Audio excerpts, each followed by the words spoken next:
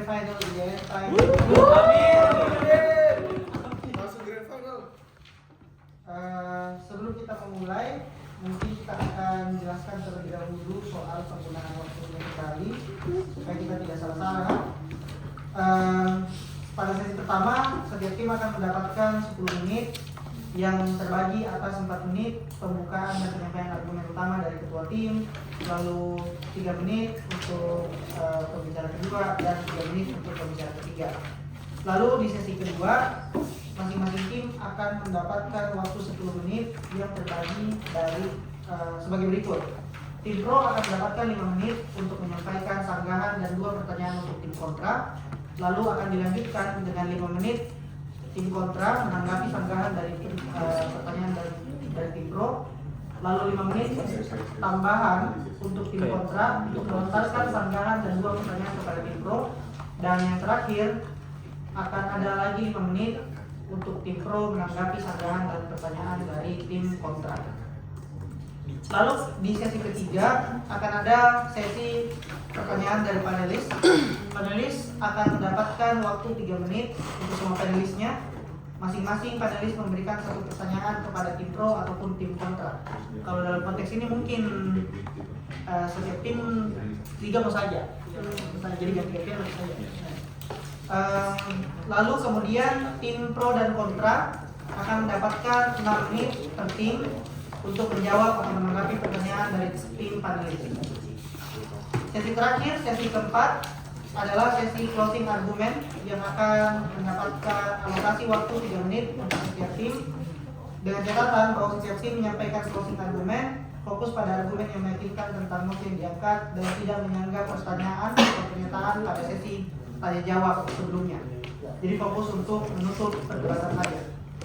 Itu adalah aturannya. Tanpa berlama-lama lagi, kita persilahkan pembicara pertama dari tim pro untuk menyampaikan pidato. 10 menit kan? 10 menit. Kak, ini bisa kita nonton sendiri? Terekam itu Pak? Iya. Iya, terekam. Ini kalau menyampaikan berdiri Pak? Duduk atau berdiri? Berdiri sih.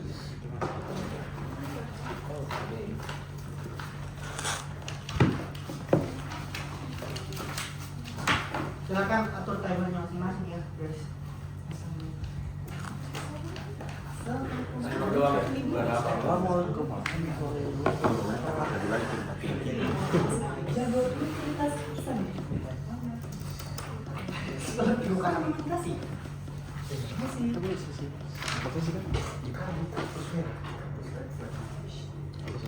Lama. Biasa tuh langsung dihitung itu cepat. Iya, langsung dimulai. Selamat siang Bapak dan Ibu Dewan Juri sekalian. Pemerintah Indonesia seharusnya menggeser prioritas pembangunan dari pariwisata berbasis infrastruktur dan amenitas menuju industri kreatif berbasis ekonomi dan riset. Selamat siang Dewan Juri yang terhormat, tim oposisi dan para hadirin sekalian. Kami dari tim pro berdiri tegak dan dengan penuh keyakinan mendukung mosi kita hari ini. Mari kita bedah terlebih dahulu realitas status quo pembangunan kita saat ini. Selama bertahun-tahun, anggaran negara kita habis dikuras untuk membiayai proyek-proyek fisik pariwisata, mulai dari pembangunan bandara baru, jalan tol menuju destinasi, hingga amenitas super mewah di kawasan strategis pariwisata nasional. Namun, apa hasil real yang kita dapatkan? Ketika terjadi krisis kesehatan global, ketegangan geopolitik, atau bencana alam, sektor pariwisata berbasis fisik ini adalah sektor yang paling pertama runtuh total, meninggalkan infrastruktur triliunan rupiah menjadi beton-beton mati yang tidak berproduksi.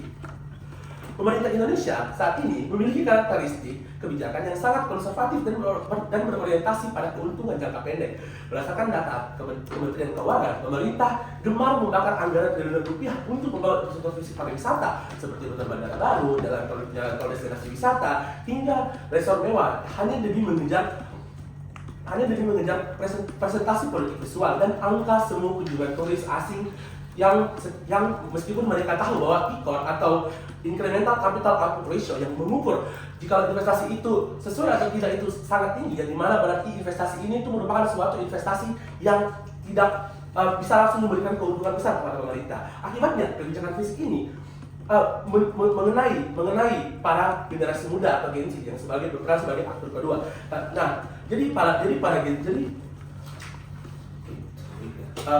Oke, jadi pada Genzi ini sendiri itu adalah jika kita lihat dari laporan dari yang terbaru dilakukan oleh Indian Research Institute, Genzi ini itu adalah digital native yang memang mendapatkan fleksibilitas dan Kementerian Ekonomi. Namun di sisi lain, potensi mereka itu justru didorong secara paksa agar mereka itu bisa menyesuaikan. Jika memang pemerintah memprioritaskan kebijakan di sektor pariwisata ini, maka mereka itu kebanyakan akan didorong untuk bekerja atau bahkan pengembangan pendidikan ke arah sektor pariwisata, di mana mereka itu hanya akan dipaksa untuk melayani para wisatawan dari luar negeri ataupun luar daerah. Nah, kebijakan ini juga itu akan mengenai masyarakat lokal yang tanah airnya kerap dibeli korporasi besar hingga mereka merasa bahwa mereka itu hanya menjadi penonton di tanah mereka sendiri.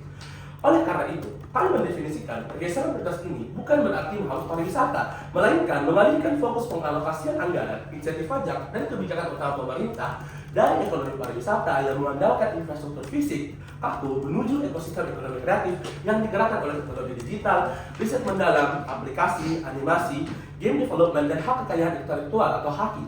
Parameter kemenangan kami sangat jelas. Sektor mana yang memberikan nilai tambah ekonomi paling tinggi, memiliki resiliensi paling kuat dari krisis, dan mampu menyerap potensi bonus demografi Genzi secara berkelanjutan? Jawabannya secara mutlak adalah industri kreatif berbasis teknologi dan riset.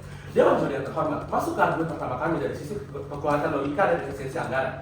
Pariwisata berbasis infrastruktur memiliki kelemahan struktural yang disebut dengan law of diminishing return, di mana biaya untuk membangun satu bandar perjalanan bernilai triliunan rupiah, namun dapat perputaran ekonominya hanya bersifat lokal, musiman atau seasonal, dan upah pekerja yang berstatus pekerja kasar dan berpenghasilan rendah. Mari kita bandingkan dengan industri kreatif berbasis teknologi.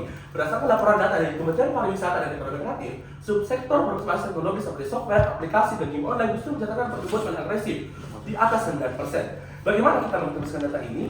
Nilai ekonomi ini merupakan nilai yang sangat besar dan sangat bisa didukung oleh pemerintah. Jika pemerintah ingin menggeser perhatiannya dari sektor pariwisata yang bersifat fluktuatif atau sisa musiman ke arah pengembangan otak digitalisasi yang bisa menjamin masa depan para Genzi.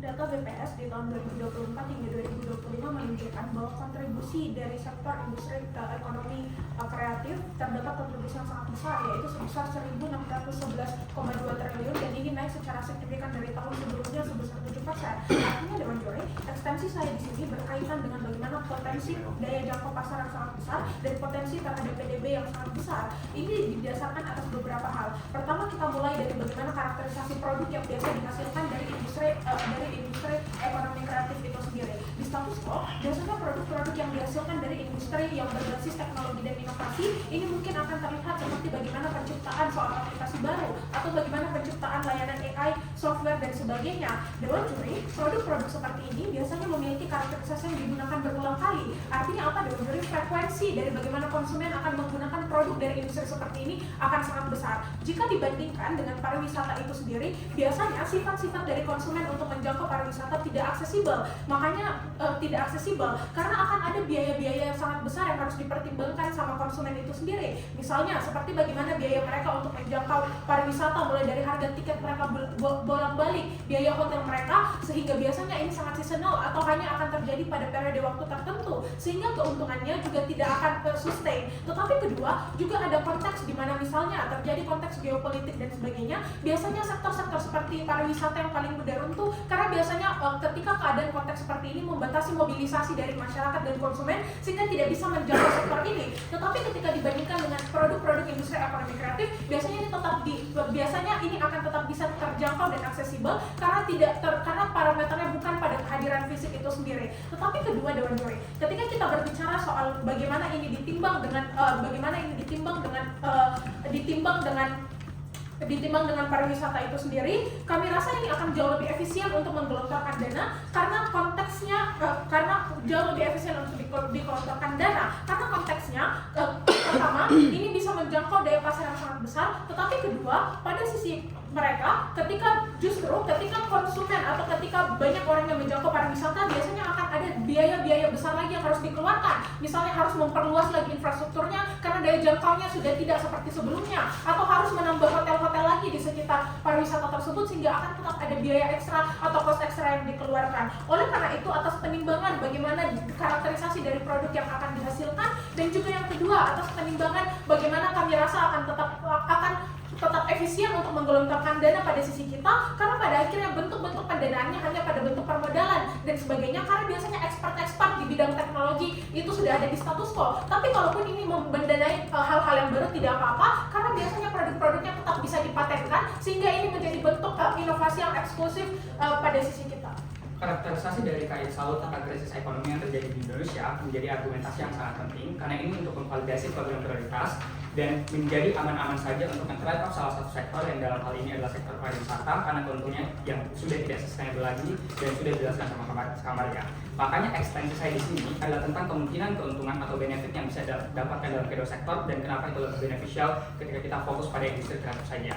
Pertama, mari kita lihat tentang bagaimana kemungkinan untuk menarik konsumen. Pertama, di sisi mereka akan meningkatkan infrastruktur yang semakin mewah, lengkap, mahal. Artinya, mereka hanya bisa memperbesar kapasitas penerimaan wisatawan yang ujung-ujungnya tidak langsung juga mempengaruhi insentif masyarakat untuk mau berkunjung. Karena beberapa alasan. Pertama, kita harus datang secara fisik langsung. Jadi, mostly pengunjungnya adalah masyarakat sekitar saja. Apalagi kedua, di tengah krisis ekonomi, bahan baku menjadi mahal, di mana ya, tentunya daya beli masyarakat di saat ini akan menjadi rendah, sehingga kebutuhan untuk mau datang ke tempat wisata menjadi kebutuhan yang sekunder. Sama di sekitar itu juga sekunder, tapi sedang aksesibilitasnya lebih mudah pada akhirnya. Tapi yang ketiga adalah intensitasnya.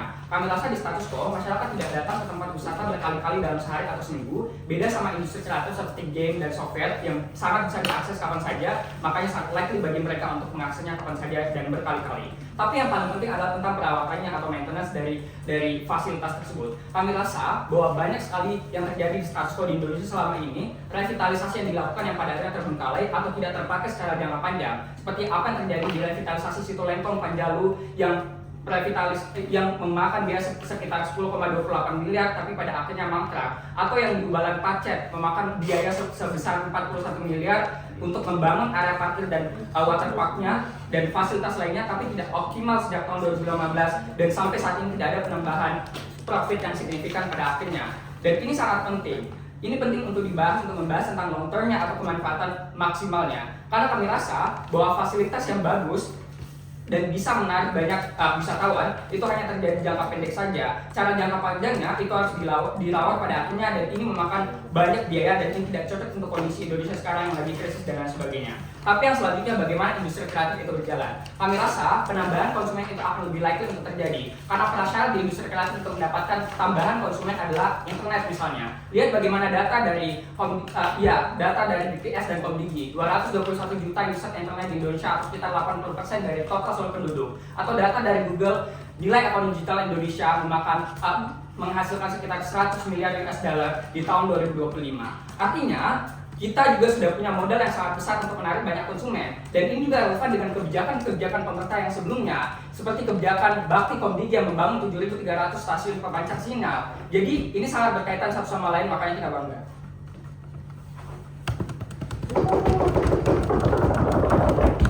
Baik, selanjutnya kita panggilkan teman-teman dari tim kontra untuk menyampaikan pidato.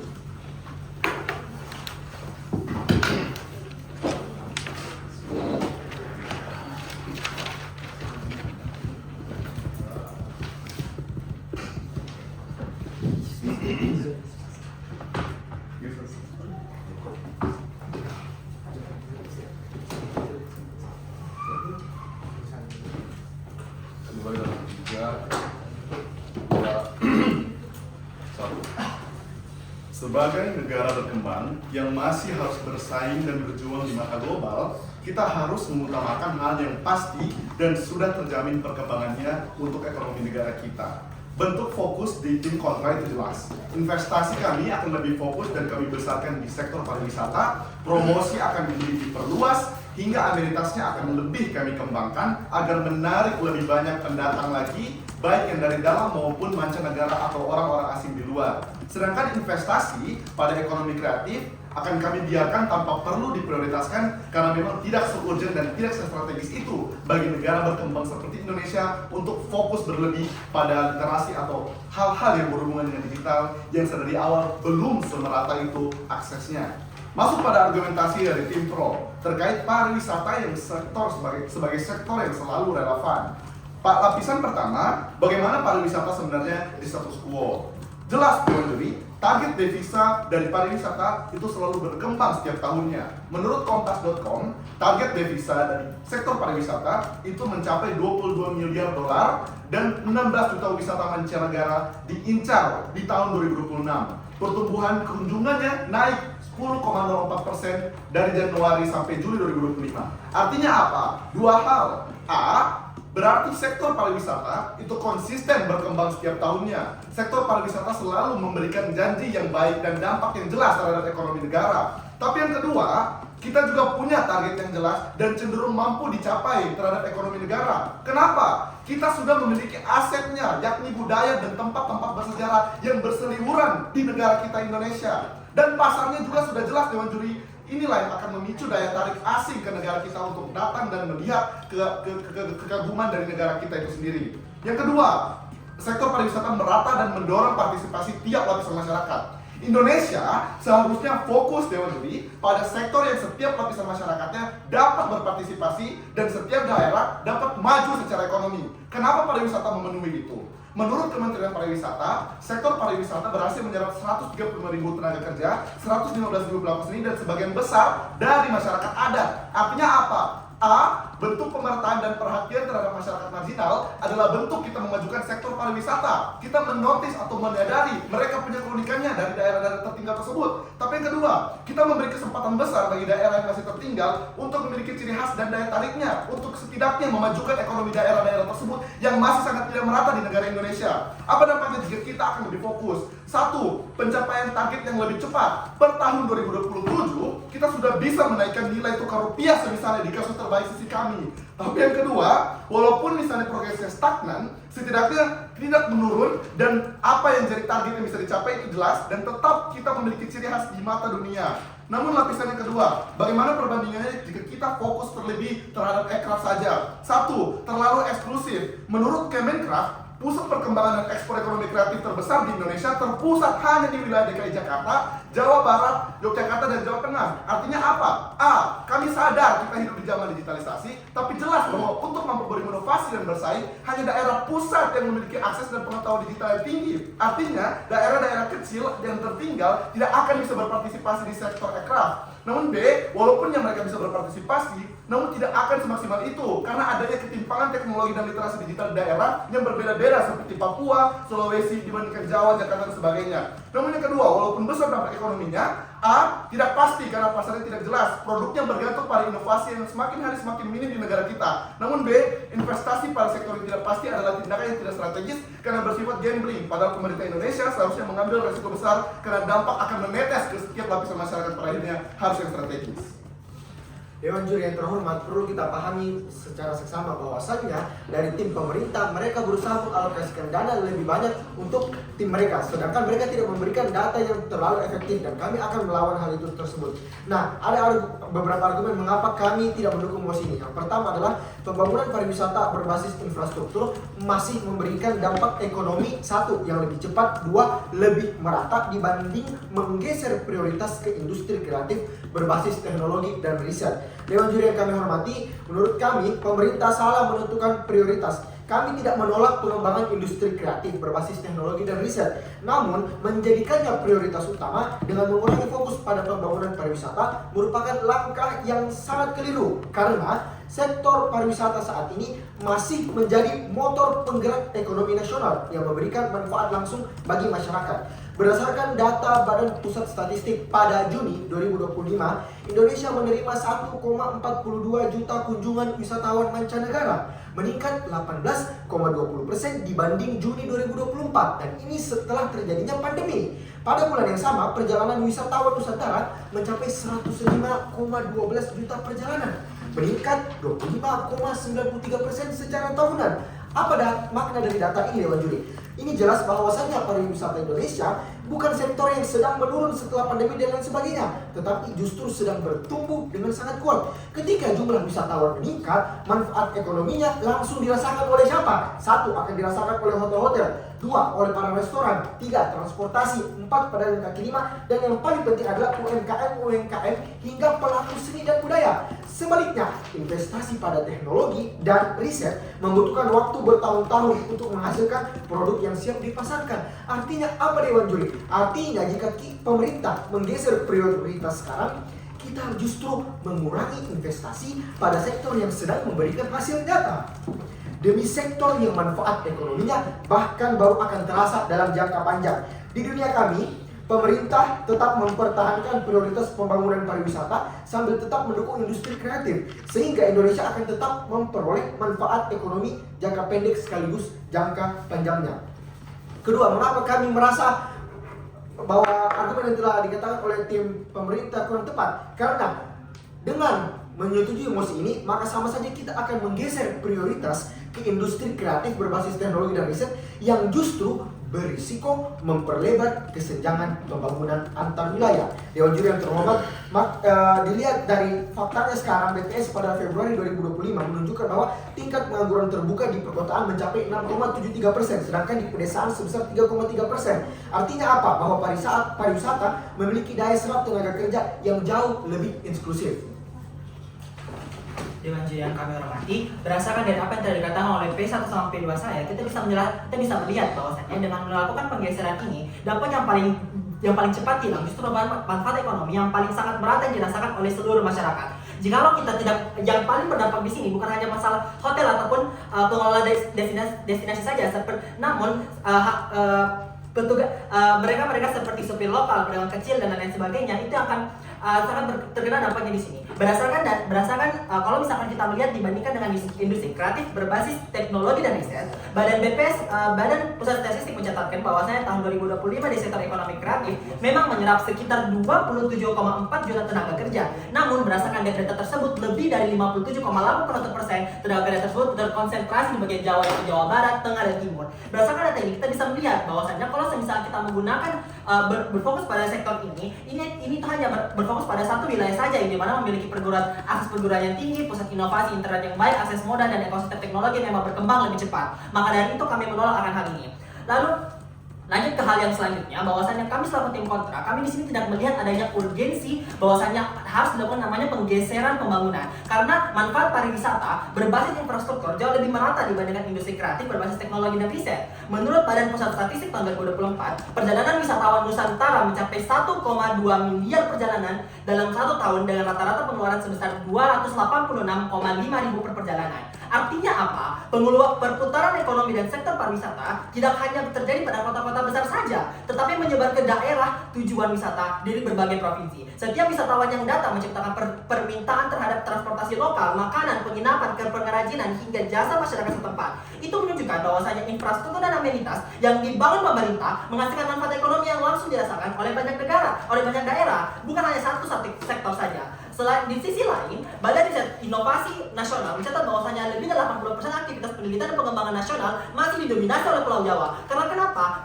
Pusat dari konsentrasi dari perguruan tinggi dan lain sebagainya. Karena jadi kalau misalkan kita berfokus pada industri kreatif yang berbasis teknologi, itu memang memiliki potensi yang besar, tetapi manfaatnya hanya bergantung pada kesiapan ekosistem yang belum merata di seluruh Indonesia. Aktor yang paling rentan ketika diprioritaskan ini adalah mereka pelaku UMKM, pengrajin, nelayan, petani pemasok hotel dan restoran, pemandu wisata, sehingga pekerja informal yang selama ini berperoleh pada penghasilan aktivitas wisata. Ketika investasi negara beralih, sehingga peluang ekonomi yang mereka akan berkurang juga. Padahal mereka belum tentu dapat beralih ke industri kreatif yang membutuhkan keterampilan digital, akses teknologi dan jaringan riset yang jauh lebih tinggi. Maka dari itu kami bangga menjadi tim kontra.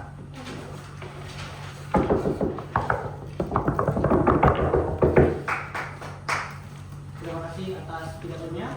Selanjutnya tanggal kedua kita akan mendengarkan sesi sanggahan dan juga pertanyaan dimulai dari tim pro yang akan memberikan sanggahan kepada tim kontra sekaligus juga menanyakan 2 pertanyaan kepada tim kontra selama 5 menit. Berdiri.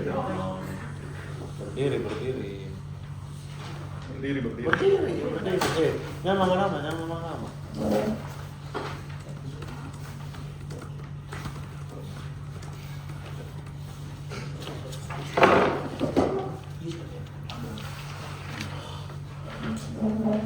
Oke.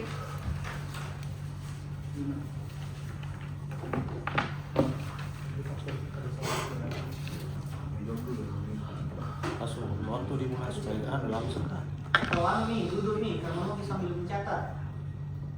Ya boleh. Duduk nih.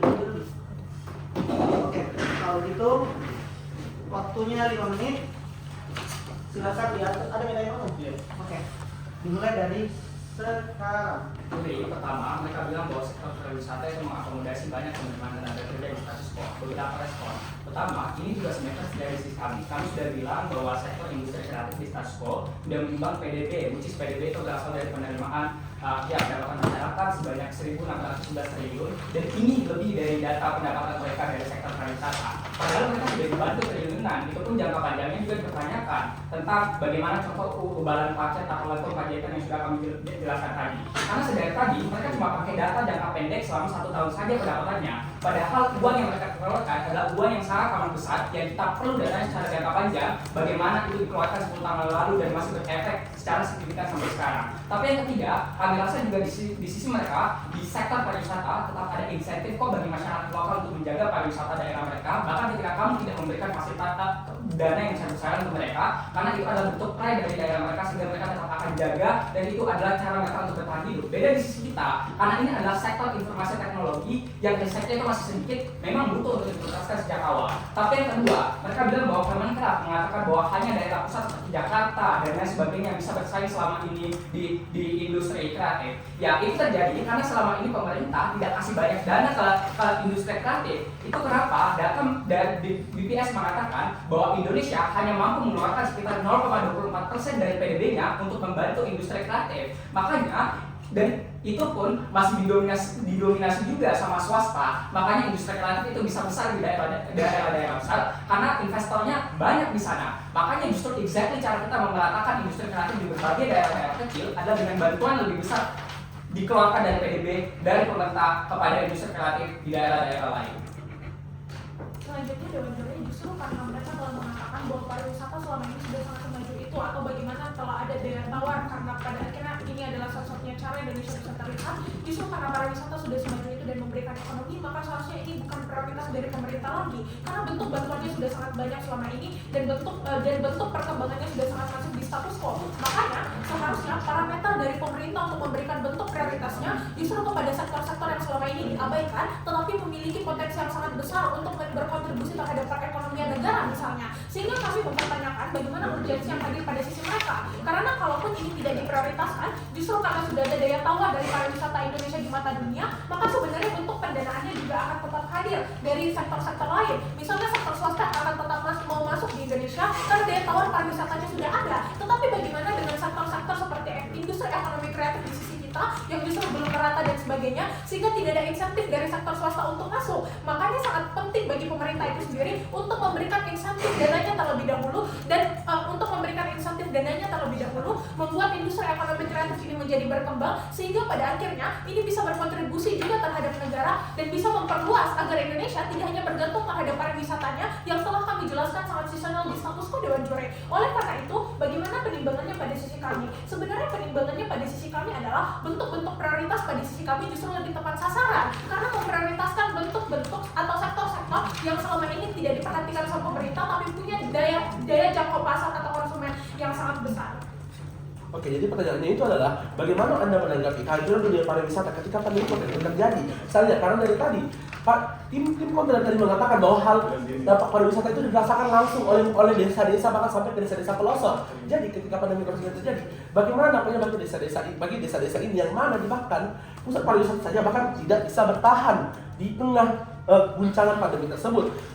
Lalu setelah itu, pertanyaan kedua kami, jika Anda menyatakan bahwa ekonomi kreatif ini eksklusif hanya untuk kota-kota besar, lantas bagaimana dengan pariwisata? Pariwisata juga, jika kita lihat kembali Dewan Juri, pariwisata juga berfokus dan berpusat hanya pada daerah-daerah yang memang sudah terkenal di mancanegara, contohnya seperti Bali, Yogyakarta dan lain sebagainya. Lantas bagaimana cara Anda menjawab agar agar ketimpangan ini tuh bisa selesai karena Anda rasakan bahwa Anda selalu mengatakan bahwa dampaknya itu akan dirasakan sampai di pelosok, tapi tim Anda tidak menjelaskan lebih lanjut dampaknya itu sama besar apakah di sisi Anda itu sudah tidak ada ketimpangan antara pusat pariwisata dengan non pusat pariwisata, sama seperti ekonomi kreatif yang Anda katakan bahwa hanya eksklusif saja di kota-kota besar, yang dimana ekonomi kreatif ini tidak hanya bergantung pada lokasinya, tapi bergantung juga pada isi kepala dan kemampuan kreativitas orang-orang tersebut.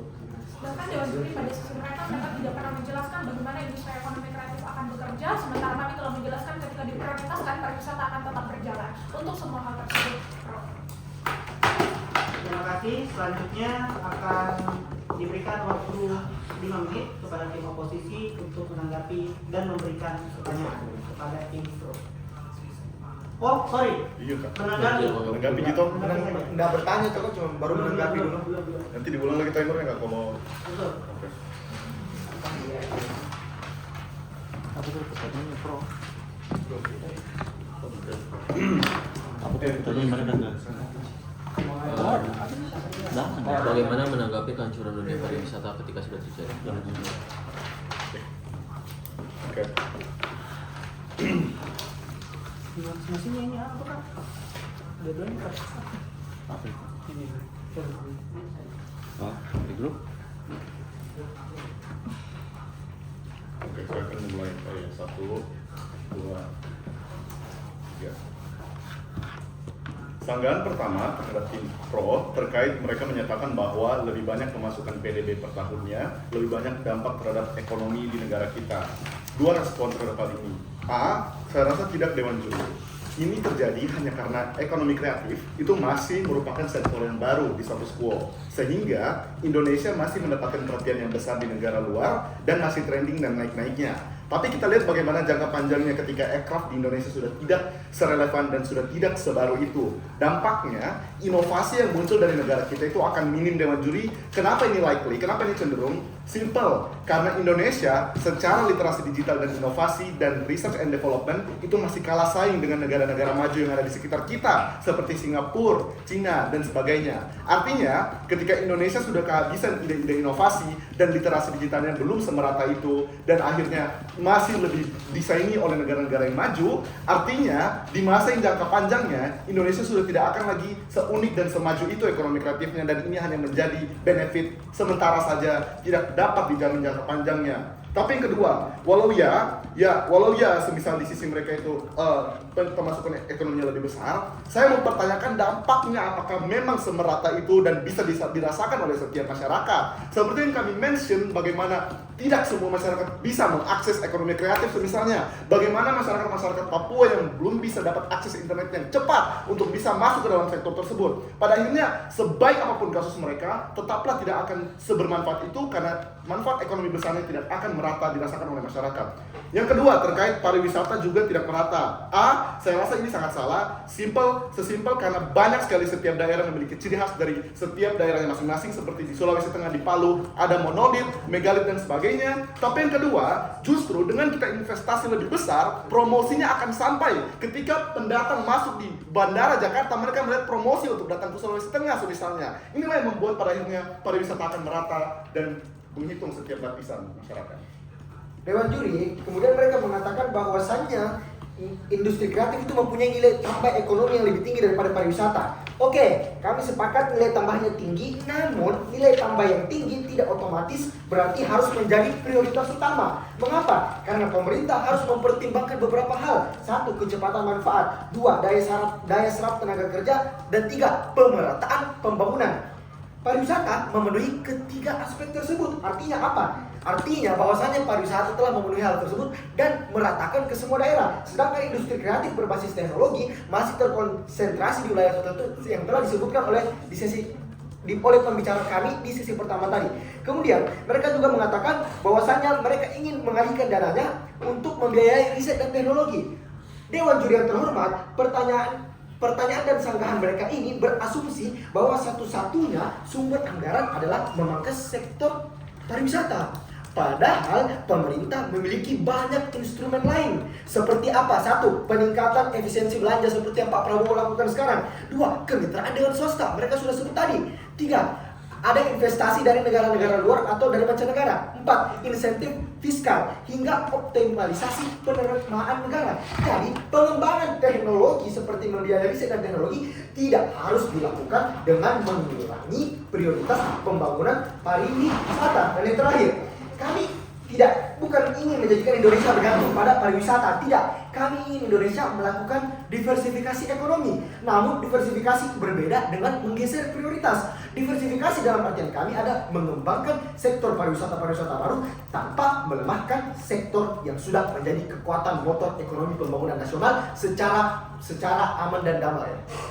Lalu dengan yang terhormat, dari tim pemerintah itu mempertanyakan terkait masalah eksklusivitas yang tadi di sisi kami, di mana bahwasanya orang-orang yang akan pergi ke Bali misalnya dan sebagainya. Saya rasa disinilah perlunya kenapa kita harus memerlukan untuk difokuskan ke pariwisata saja. Karena kenapa? Kalau misalnya kita fokus kepada ekonomi kreatif, itu hanya mereka saja yang sudah memiliki pendidikan yang memang bisa tahu menggunakan teknologi. Sedangkan kalau misalkan kita menggunakan berfokus pada pariwisata, kita bisa memfokuskan kepada mereka dari kalau kalangan menengah ke bawah, di mana mereka yang tidak memiliki aksesibel terhadap pendidikan tersebut. Seperti apa yang sudah dijelaskan tadi, seperti mereka yang melakukan yang menjual souvenir misalnya, atau mereka yang menjual jasa antar keliling misalnya dan lain sebagainya. Itu lebih terkena di sisi kami yang dimana itu lebih rentan terhadap kalau misalnya digeserkan fokus ke sektor pariwisata. Maka dari itu saya rasa eksklusif di sini tidak akan terjadi di sisi kami, karena ya kalau misalkan kita fokuskan ke pariwisata, semua bagian dari wisata yang ada di Indonesia itu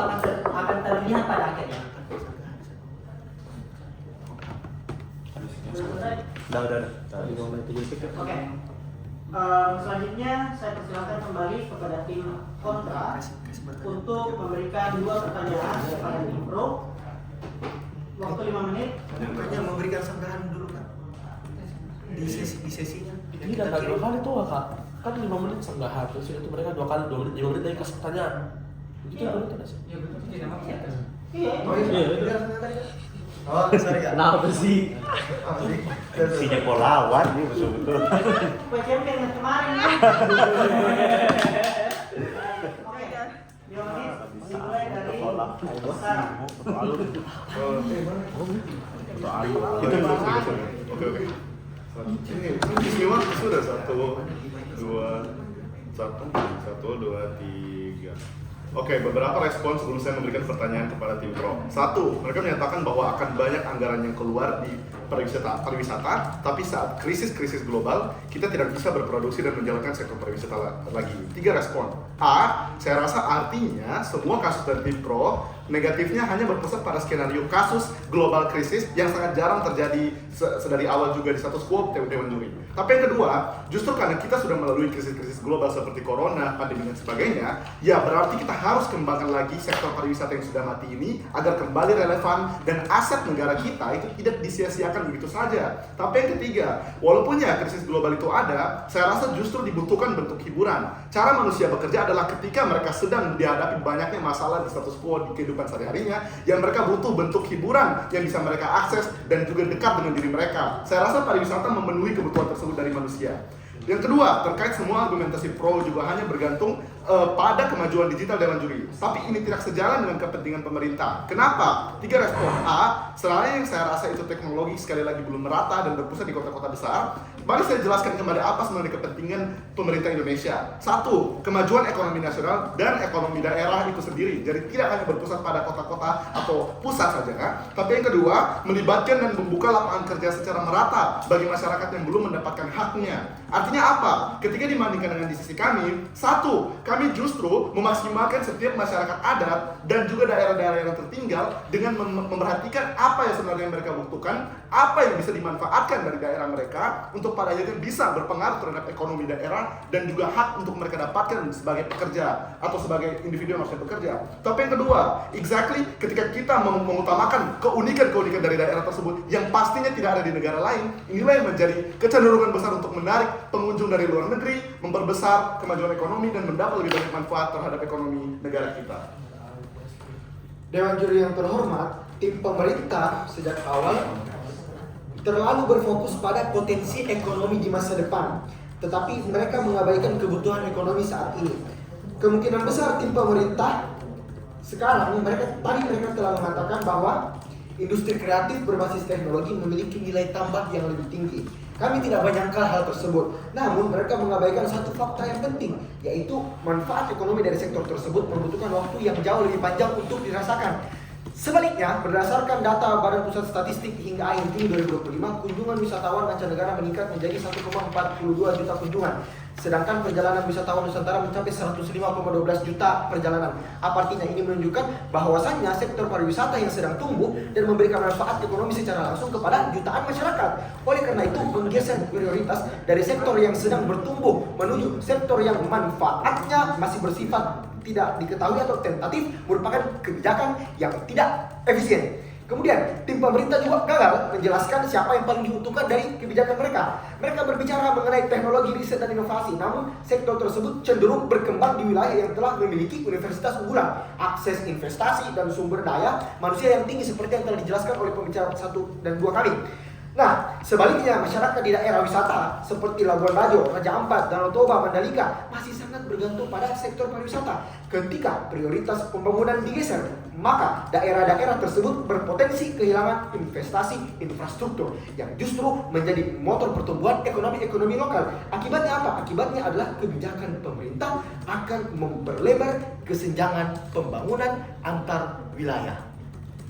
Lalu Dewan Juri kami hormati, terdapat 2 pertanyaan dari kami. Yang pertama, mereka tadi mengatakan bahwasannya kalau pariwisata itu tidak sustain, bagaimana kalau misalnya krisis global dan lain sebagainya. Namun mereka sendiri gagal menjelaskan bagaimana kalau misalnya pada konteks tanpa adanya krisis global, bagaimana pada akhirnya pariwisata itu masih tidak stabil pada akhirnya. Lalu yang kedua, mereka itu gagal untuk menjaminkan bagaimana aksesibilitas itu dapat merata dan manfaat ekonominya itu dapat sedalam itu ke setiap lapisan. Padahal kami sudah menjelaskan bahwasannya kalau misalkan kita berfokus pada pariwisata, kita dapat memberikan manfaat yang sangat mendalam seperti para pesupir lokal, pedagang kecil, pengrajin, pemilik warung makan dan lain-lain sebagainya. Bagaimana mereka bisa pastikan bahwasannya orang-orang atau aktor-aktor yang kami lindungi itu tetap bisa tercover oleh mereka pada akhirnya. Maka dari itu bangga menjadi tim.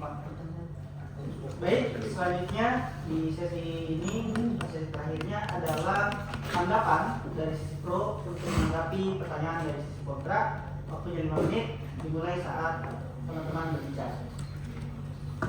Pertama, mereka bilang bahwa konflik itu jarang terjadi dan kalaupun itu banyak terjadi di status quo, kita butuh hiburan, makanya jadinya adalah pariwisata. Saya tidak mengerti kenapa hiburan itu tidak simetris dari sisi kami, karena orang juga bisa terhibur dengan main game atau akses software dan sebagainya, malah lebih gampang dimasak kecerdasan dan limitasi. Dimana kamu sibuk dengan dunia yang sangat kapital, ya sudah akses hiburannya lewat HP dan software, lewat HP saja atau tempat-tempat digital dan lain sebagainya. Mereka juga dari tadi terlalu banyak membahas tentang bagaimana cara kita menarik fokus dari luar, tidak terlalu menghater bagaimana konsumen Indonesia itu sendiri.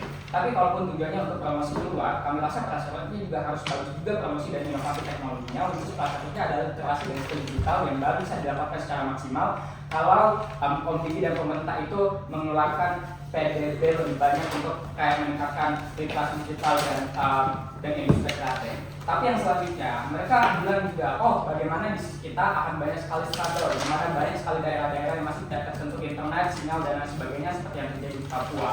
Kami rasa jawabannya ada beberapa hal. Pertama, jawabannya adalah kalau kamu menaikkan PDB yang sebenarnya cuma 0,24% dari PDB Indonesia digunakan untuk membantu aircraft, kalau dinaikkan, kami rasa programnya bisa lebih merata. Pemda juga bisa bergerak lebih besar pada akhirnya untuk meratakan program-program yang akan kami laksanakan di sisi kita. Tapi yang kedua, mereka bilang juga ada tantangan seperti listrik, sinyal, bla bla bla. Tapi seperti Papua, mereka dismisif sama data yang sudah kami katakan bahwa ada program-program dari pemerintah yang sudah ada sejak dahulu dan terus progresif, yaitu seperti program Palapari, Bakti Komdigi, ada 7.330 stasiun pembicaraan sinyal yang dilakukan, atau terus ditambah sebesar 12.229 km area sinyal yang ada di daerah-daerah rural. Dan ini tetap akan progresif, karena pengadaan stasiun-stasiun itu sudah ada sejak dahulu dan akan terus progresif karena tujuannya itu sebenarnya bukan cuma untuk industri kreatif, tapi memang tujuannya karena permintaan masyarakat tentang akses komunitas mereka, akses sosial, akses ekonomi dan pendidikan. Makanya itu kenapa di kita modalnya akan lebih kecil karena sudah ada program-program pemerintah sebelumnya yang sudah sangat amat bersinggungan.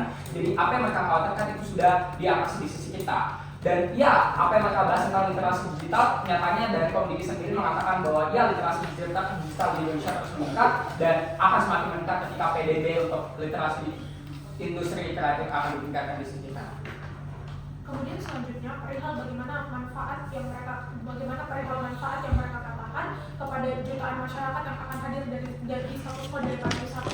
Kami pun mungkin akan mengalami tiga manfaat mungkin akan hadir di jutaan masyarakat karena kami juga telah jelaskan sebelumnya bahwa bentuk deprivatisasi itu sebenarnya tidak akan menghilangkan bentuk-bentuk pariwisata itu sendiri, sehingga memang bentuk-bentuk manfaat yang ada dari pariwisata memang akan ada, tapi apa yang menjadi bentuk pada sisi kita adalah ketika ini deprivatisasi di bentuk pariwisata ini tidak akan apa-apa karena kami telah menjelaskan bagaimana investor-investor juga akan tetap mau masuk karena sektor pariwisata Indonesia sudah punya namanya, sudah punya bargaining power-nya, makanya orang-orang swasta itu akan tetap mau masuk untuk invest. Tapi masalahnya adalah kami telah menjelaskan bagaimana sektor-sektor yang alternatifnya tidak pernah dijelaskan pada sisi mereka, bagaimana sektor ekonomi kreatif itu akan berkembang pada sisi mereka. Mereka hanya menjelaskan bahwa kita biarkan saja sektor ekonomi ini berkembang sendiri. Makanya juri, kami akan berikan bentuk prioritas ini agar setidaknya sektor-sektor ini punya bargaining power terlebih dahulu. Makanya ketika ada bentuk pendanaan ini justru mencatat semua kekhawatiran yang hadir pada sisi mereka soal bagaimana aksesibilitas dan sebagainya. Karena ketika ada bentuk bantuan pendanaan prioritas terhadap bentuk-bentuk inovasi teknologi dan digital, saya rasa pemerintah juga tidak akan langsung untuk hanya memberikan bantuan dana. Makanya argumen yang dikatakan sama Sahrul akan terjadi. Bentuk-bentuknya adalah mungkin pemerintah juga akan langsung melakukan bagaimana mereka akan meningkatkan literasi digital dan sebagainya. Karena concern mereka sudah ada di ranah industri yang linear dengan digital itu sendiri. Tapi kedua, bagaimana konteks kalau ini bukan di global? Saya rasa justru ini lebih baik, bahkan ketika ini konteksnya adalah bukan krisis global dan sebagainya, karena industri ini justru akan buat tambahan produk yang lebih baik. Kami telah jelaskan bagaimana potensi bahwa produk-produk dari hasil inovasi industri kreatif ini bisa dipatenkan segala macam, sehingga saya rasa akan ada bentuk diversifikasi dan juga penambahan produk yang sangat banyak di status quo. Oke, beberapa respon dari satu respon saja ingin saya katakan tadi. Ada respon dari saya dengar bahwa ketika industri pariwisata dihancur, justru kita harus membangun dengan mengembangkan lagi atau membangun kembali industri pariwisata ini. Lantas pembangunan kembali industri pariwisata pasca COVID-19 itu mungkin adalah pengembangan ke arah digital, itu yang saya ramalkan. Dan pengembangan arah digital ini pastinya akan membutuhkan basis ekonomi kreatif yang sangat kuat bagi negara ini. Makanya ketika menghadapi suatu masalah tersebut, sudah terbukti bahwa sisi mereka di pariwisata itu sudah tidak bisa lagi berdiri ketika menghadapi sesuatu yang tidak pernah kita bayangkan sebelumnya. Terima kasih dari Juri.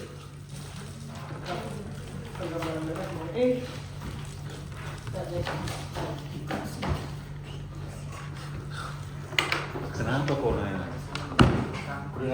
Oke, sekarang adalah babak ketiga, babak pertanyaan. Kita akan mendengarkan pertanyaan dari 3 panelis dulu untuk tim proposisi. Kenapa udah? Mungkin kita akan mulai dari pertanyaan dari Hafiz. Oke, ini pertanyaan ke tim proposisi. Tim proposisi tadi sudah menjelaskan bahwa mereka akan melakukan upaya transisi yang sangat-sangat agresif. Pertanyaannya adalah, buat tim proposisi, seberapa besar kira-kira potensi transisi itu untuk dilakukan dan bisa memberikan keuntungan yang sama dengan sektor pariwisata, karena mengingat secara historis infrastruktur pariwisata juga sudah menjadi pusat investasi dan perhatian pemerintah terlepas dari nasional maupun daerah. Apa nih Pro? Ya, mungkin saya ini. Ya. Ya, saya mau bertanya. Kayak anak lain ini, siapa sih anunya ini? Saya mau tanya. Dari tadi tuh kalian bilang harus produk-produk ini ada riset dan teknologi, tapi tidak jelas apa produknya ini. Saya mau tahu, coba sebutkan 1 atau 2 produk yang nanti kalian mau usulkan untuk dijadikan sebagai produk unggulan yang lebih unggul nanti pendapatannya dibandingkan dengan kalau misalkan orientasi pembangunan itu infrastruktur seperti itu.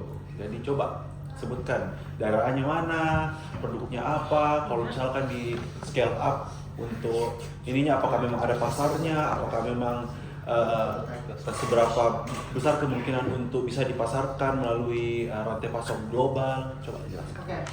Ya mungkin pertanyaan terakhir dari saya berhubungan sama pertanyaan Akbar. dalam konteks status quo ekonomi kreatif khususnya yang kalian sebutkan dalam pendebatannya adalah game dan lain-lain.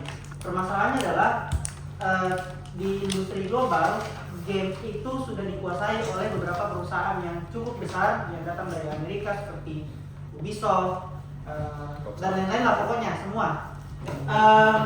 Yang mau saya tanyakan adalah seberapa besar kira-kira kemungkinan Indonesia bisa untuk mendapatkan pembagian segmentasi pasar dari yang sudah dikuasai oleh perusahaan-perusahaan besar tersebut. Oke, jadi akan ada waktu 6 menit untuk menjawab pertanyaan kepada tim pro. Kami persilakan. Langsung jawab. Iya. Langsung dijawab. Langsung dijawab lah. Jalan itu Gila aja lu. jalan garis building. jalan langsung jalan waktunya itu kan. Iya, langsung jalan. Jalan terus. Asik aja. Berarti Yang mana dulu, yang mana menjawab? Kok dulu langsung jawab gitu ya, kok dulu. Jalan Kali gimana? mungkin mereka jadi tidak nalar. Oh, iya. Oke. Ya jadi untuk di posisinya catatnya pertanyaannya baru sambil ditanya kok, baru tanya-tanya memang siapa yang mau jawab ini, siapa yang mau jawab ini. Belajar kok dari proposisi ini. pertanyaannya sama Di juga. jalan ini berapa menit ini? Berapa menit Menit itu kan? bisa jawab? 6 menit waktunya untuk jawab pertanyaan. Oke, sudah? Kita menunggu ditanya. Harusnya sudah Mina. Tapi waktu tetap jalan nah. Tidak sama, biar dulu. Oh, biar dulu. Ada kur dulu. Oke, 6 menit dimulai dari ketika kalian berbicara. Tapi langsung berbicara. Bisa udah dulu. Oke. Oke, baik. Jadi saya mau jawab pertanyaan yang ketiga terlebih dahulu. Seberapa besar kira-kira kalau Indonesia untuk mendapatkan segmentasi pasar yang sudah terbagi ini kan di perusahaan-perusahaan besar. Jadi perlu diperhatikan di bagian tempat ini cara Indonesia ketika kita sudah melihat bahwa segmentasi pasar ini sebenarnya sudah terbagi di fragmentasi di antara beberapa pihak, maka cara kita membaginya itu adalah dengan cara seperti emosi, kita akan mengembangkan industri kreatif berbasis teknologi dan riset. Maka kita itu akan menciptakan suatu hal yang baru. Kita akan meriset lagi kira-kira apa yang dibutuhkan oleh dunia, apa yang dibutuhkan oleh Indonesia, tapi memang belum ada disediakan di seluruh dunia. Riset ini itu akan mendorong kita untuk semakin berinovasi ke depannya. Maka hal ini tuh yang akan membuat Indonesia bisa memiliki segmentasi dan juga bisa memiliki tempat di pasar global yang memang sebenarnya sudah memiliki pemain-pemain utama itu sendiri. Terus juga meskipun segmentasi sudah terbagi, potensi Indonesia itu tetaplah sangat besar. Jika kita bisa mengalokasikan dana besar yang ada di sektor pariwisata dipindahkan ke industri kreatif yang berbasis teknologi dan riset, maka saya yakin dengan dana yang sebesar ini, dengan dana yang bisa digunakan untuk membangun infrastruktur pariwisata dan aktivitas pariwisata yang sangat besar ini dipindahkan ke sektor ini, maka saya yakin ini akan bisa mendukung tenaga muda kita untuk menciptakan game atau bahkan teknologi yang bisa bersaing di pasar dunia dan membuat kita memiliki segmentasi pasar. Yang mana perlu kita ketahui bahwa sebenarnya bahkan banyak orang mengatakan banyak orang hebat lahir di Indonesia. Indonesia tidak kekurangan orang hebat, mereka hanya kurang orang jujur. Jadi maka dari itu, dengan kita memindahkan pendanaan ini, maka saya yakin kita bisa menciptakan negara dengan segmentasi pasar yang paling besar. Bahkan negara-negara lain pun sempat khawatir dengan Indonesia ketika kita mencoba berusaha mengembangkan teknologi, contohnya pesawat milik Pak B.J. Habibie diberhentikan oleh IMF dengan persyaratan memberikan utang. Maka saya yakin sebenarnya potensi Indonesia itu sangat besar untuk mengambil segmentasi pasar, asalkan dananya ada, asalkan kita bisa memindahkan saja. Ingat prioritas bukan berarti kita menolak sektor pariwisata, tapi kita hanya ingin menggeser prioritas pendanaan pemerintah dari pariwisata menuju ke sektor industri kreatif berbasis teknologi dan riset. Selanjutnya tentang pertanyaan yang pertama tentang bagaimana proses transaksinya akan lebih menguntungkan dan lebih strategis pada akhirnya dibagikan sektor pariwisata. Kami rasa bahwa industri kreatif itu bukan hal yang baru, tapi sudah terjadi di status quo di Indonesia, sudah mulai besar, dan secara data kita sudah berkelahi dengan data dari tim oposisi bahwa peningkatan industri kreatif itu jauh lebih signifikan dibandingkan peningkatan profit dari sektor pariwisata. Sehingga secara keuntungan ini lebih besar untuk meningkatkan PDB. Seperti yang kami katakan tadi ada 1.116 triliun. Dan ini menyumbang sekitar 24% dari PDB yang ada di Indonesia. Kami rasa yang kedua potensialnya adalah kita lihat bahwa tren itu sudah sangat amat bergeser, exactly seperti yang dikatakan Ryan, tepat ketika pandemi dan krisis-krisis lainnya sudah terjadi, makanya masyarakat sudah berpusat pada digitalisasi. Masyarakat kecil yang dulunya hanya tahu untuk menjual secara konvensional sudah menggunakan e-commerce, bahkan e-commerce lokal seperti Tokopedia dan lain sebagainya. Startup makin besar dan lain sebagainya. Tidak kami rasa ini sudah sangat cukup untuk membuktikan bahwa sektor industri kreatif jauh amat lebih potensial dibandingkan sektor pariwisata yang sudah mengeluarkan dana yang sangat amat besar, tetapi keuntungannya tidak lebih besar secara data yang sudah disampaikan mereka sejak awal, makanya kami menang. Artinya Dewan Juri walaupun mungkin akan dilakukan transisi, bentuknya juga tidak akan ekstrem itu memulai dari nol, karena sebenarnya sudah dijelaskan sama Syahrul, bentuk-bentuknya sudah ada, tren-trennya sudah ada di status quo, sehingga walaupun kita akan mau melakukan transisi, sebenarnya ini juga tetap realistis untuk terjadi, karena sifatnya mungkin akan seperti penambahan modal dan sebagainya, sehingga saya rasa bentuk-bentuk ini akan tetap realistis untuk terjadi. Tapi soal pertanyaan kedua, sebenarnya bagaimana produk yang akan jauh lebih bermanfaat atau produk yang akan ditawarkan mungkin dari sektor ekonomi kreatif itu sendiri? Kami merasa bahwa bentuk produk yang mungkin akan potensial dan eksklusif hanya bisa terbentuk dari ekonomi ketika sektor ekonomi kreatif ini dikembangkan adalah misalnya seperti aplikasi-aplikasi yang mungkin akan membantu manusia.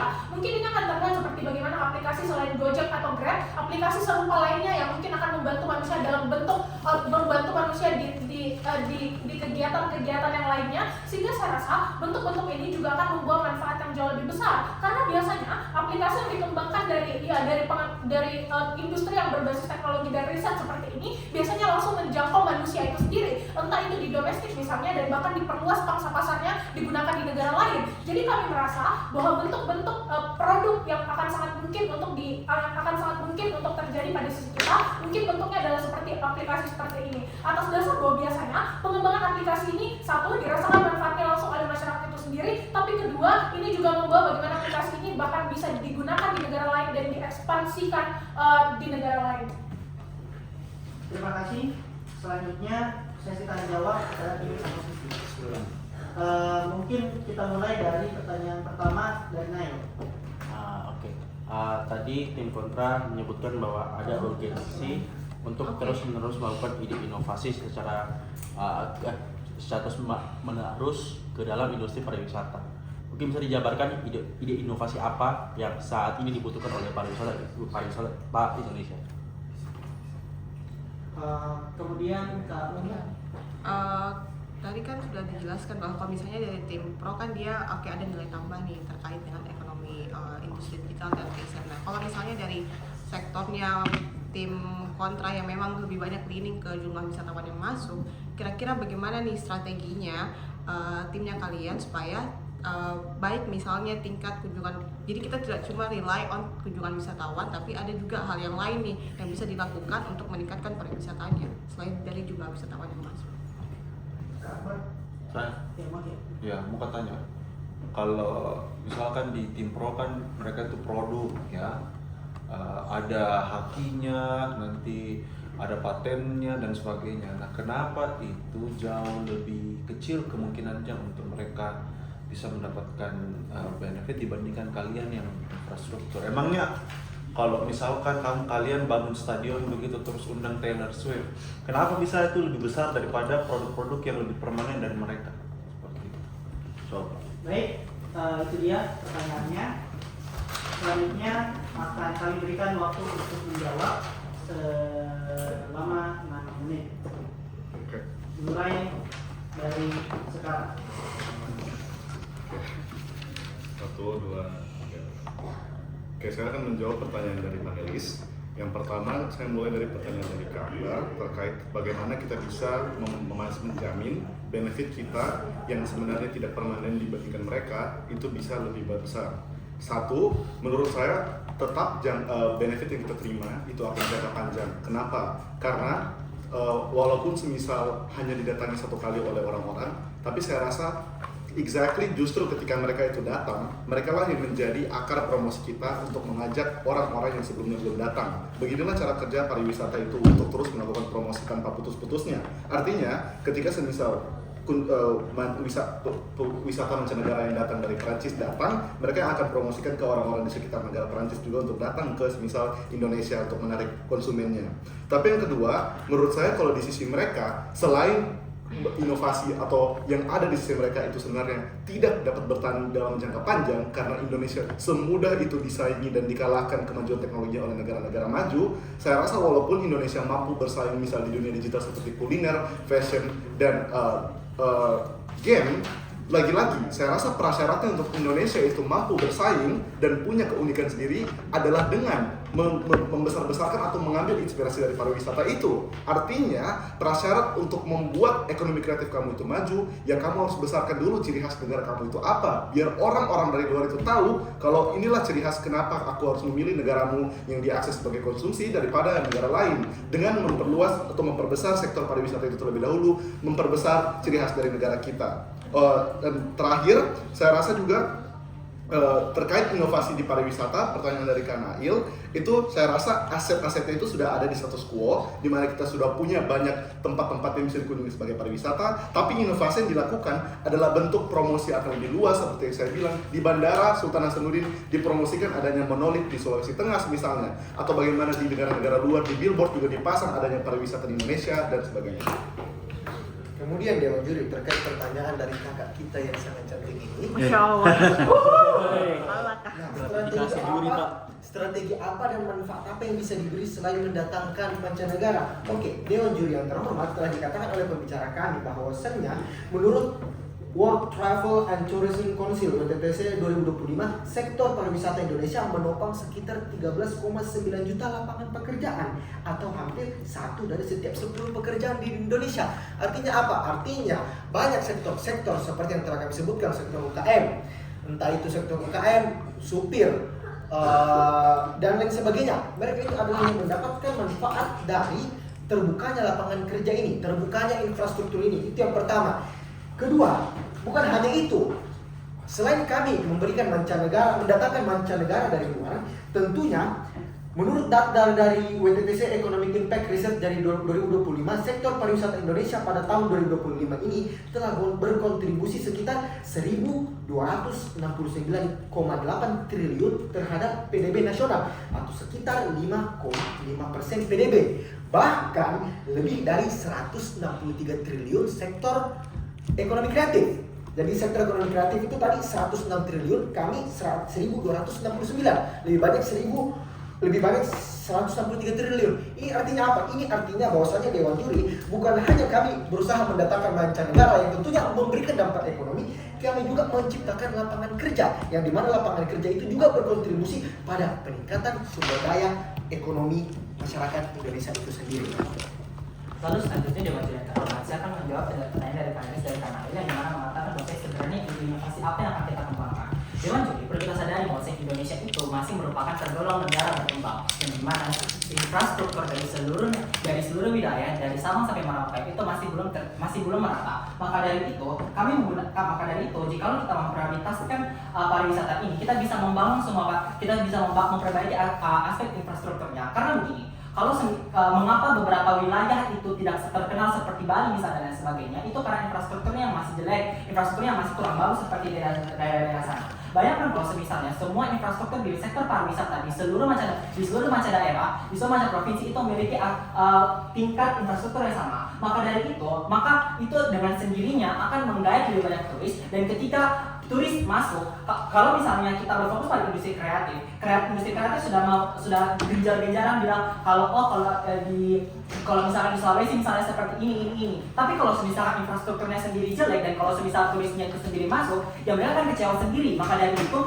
citra dari daerah tersebut akan jelek juga pada akhirnya. Maka dari itu kita akan meningkatkan infrastruktur yang ada supaya kalau misalnya turis itu masuk, mereka akan mempromosi sendiri, sehingga ini akan meningkatkan juga ekstensi dari suatu daerah yang walaupun misalnya terpelosok-pelosok selain itu sendiri. Lalu dengan seperti yang dikatakan sama seperti Ryan, yaitu kita akan melakukan, kita sudah memiliki berbagai banyak aset yang ada di status quo, yang mana kita bisa memperkenalkan seperti di bandara-bandara misalnya atau dan lain sebagainya. Maka dari itu kami.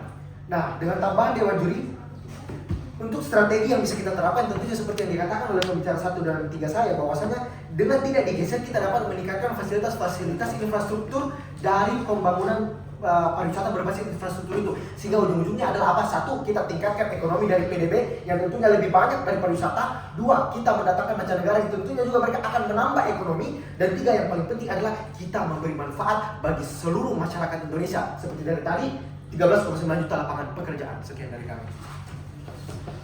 Oke, posisi babak ketiga yaitu penutup. Masing-masing tim akan memberikan pidato berapa menit? 3 menit. 3 menit untuk menutup pidato. Kami persilakan terlebih dahulu kepada tim pro untuk melakukan pidato penutup. Selanjutnya tim kontra untuk menutup kesempatan pidato penutup. Silakan tim pro.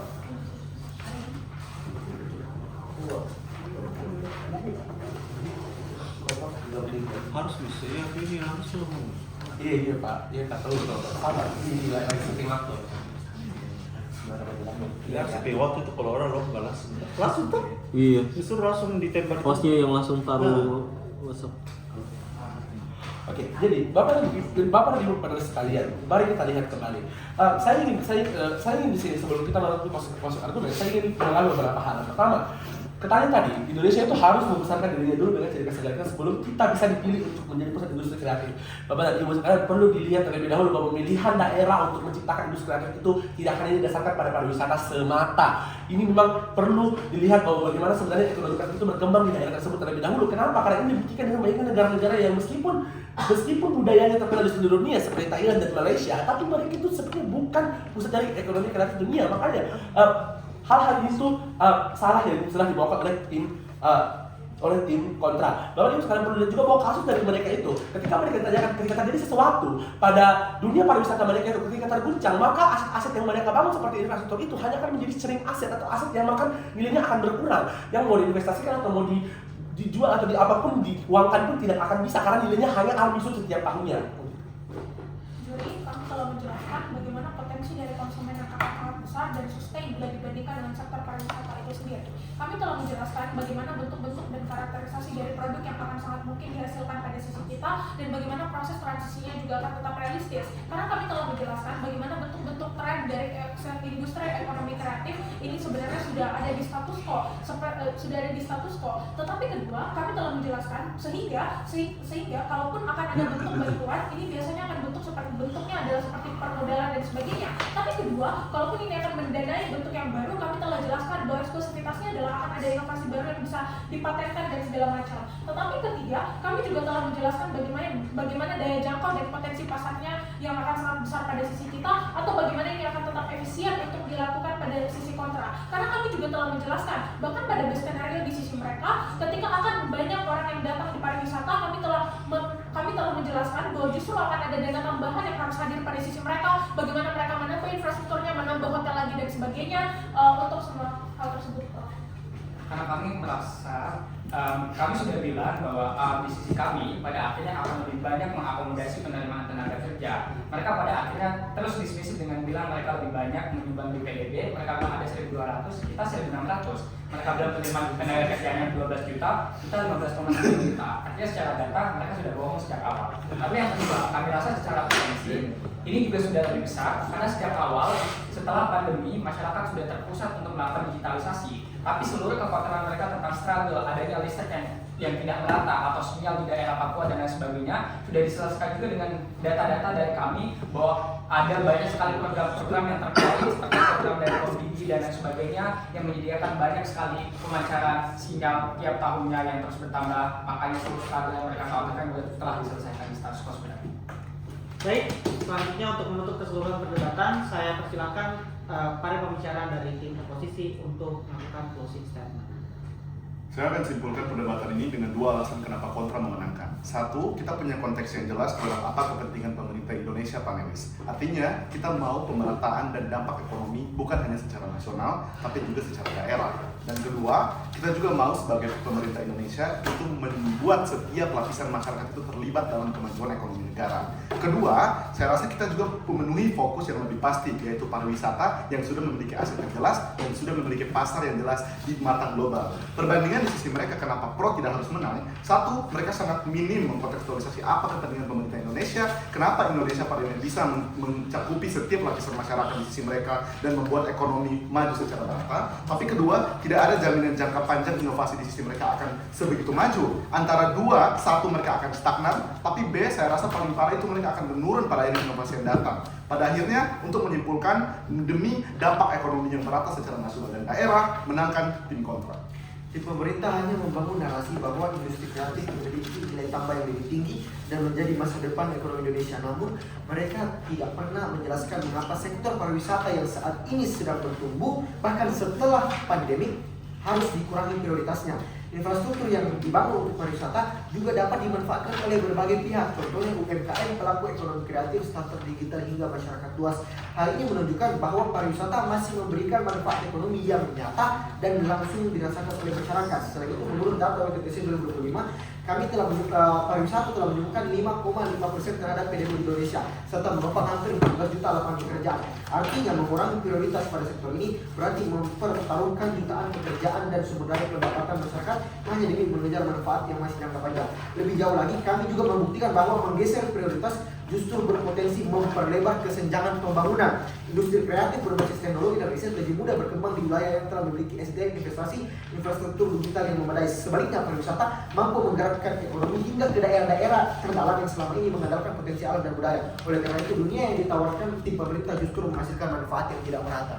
Lalu dengan bidang terhormat, mengapa tim kontra akan memenangkan perdebatan pada kali ini? Karena kami memiliki aktor yang akan kami kasih itu jauh lebih jelas.